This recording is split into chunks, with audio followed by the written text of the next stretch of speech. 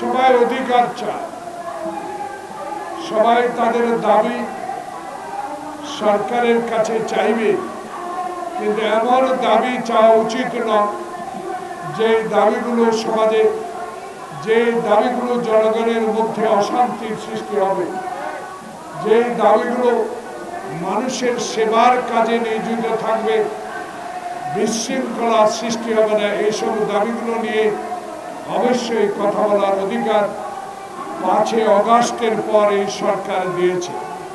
তাই বলে এমন কাজ আমরা করব না যে কাজে আমাদের আগামী নির্বাচন, যে কাজে আমাদের বিগত 16 বছরে শেখ হাসিনার অত্যাচার অবিচার, বিগত দিনে জেল জুলুম, বিগত দিনে বাংলাদেশের অবিসংবাদিত নেত্রী বেগম খালেদা জিয়াকে বিনা কারণে কারাগারে 5টি বছর তার জীবন থেকে অতিবাহিত করেছে, এমন আন্দোলনে যাব না, এমন কথা আমরা বলবো না যে অতীতের হাসিনা সরকার বাংলাদেশে আমাদের নেতা তারেক রহমানকে একটি অসত্য মিথ্যা মামলায় আজকে সাজা দিয়ে দেশের বাইরে রেখেছে।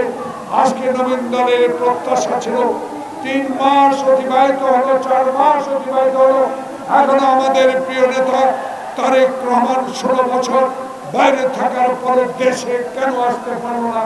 জনগণের সামনে প্রশ্ন জেগে উঠেছে। প্রিয় ভাইরা, নবীন দল তাই আজকে প্রত্যাশা করছে এই সরকারের কাছে, আসুন আমাদের প্রিয় নেতা সহ বাংলাদেশের 40 লক্ষ মামলা দায়ের করেছে শেখ হাসিনা। আওয়ামী লীগ সরকার যেখানে আয়না ঘর বানিয়ে আমার মায়ের বহু সন্তানকে পৃথিবী থেকে চির বিদায় দিয়েছে, আজকে সেই সরকার আর নাই। এখন আছে জনতার বিপ্লবের সরকার, এখন আছে ছাত্র বৈষম্য আন্দোলন। যেই ছাত্ররা 2000-এর উপরে রক্ত দিয়ে বাংলাদেশের কথা বলার অধিকার ফেরত দিয়েছে, আমার ভাইদেরকে কথা বলার অধিকার দিয়েছে, এই সরকারের বিরুদ্ধে এখন কথা বলার সময় নয়। এখন কথা বলার সময় সকল মামলা প্রত্যাহার করে দেশ বাংলাদেশের জাতীয়তাবাদী শক্তির প্রাণপুরুষ তারেক রহমানকে দেশে ফিরিয়ে আনা। আজকে তাই সরকারের কাছে আবেদন জানাবো, আমরা তো আপনাদের বিরোধী নয়, আমাদের রক্তের বিনিময়ে আমাদের আন্দোলনের ফসল আজকের এই সরকার, এই সরকারকে আমরা সহযোগিতা করতে চাই, কিন্তু সরকারের কাছে আমাদের দাবিও থাকবে।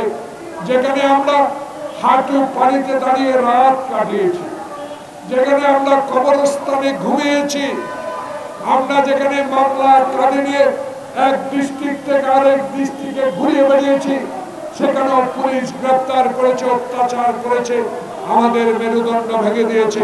প্রিয় ভাইরা, এই সরকার জনগণের সরকার, এই সরকার শুধু নির্বাচনের সরকার। এই সরকার একটা নির্বাচনী ম্যাপ ঘোষণা করতে হবে, যেই নির্বাচনের মধ্য দিয়ে জনগণের প্রত্যাশা পূরণ হবে, জনগণ নির্ভয়ে ভোট কেন্দ্রে গিয়ে তার মনোনীত প্রার্থীকে নির্বাচিত করতে পারবে, এমন একটি সরকারের প্রয়োজন। এই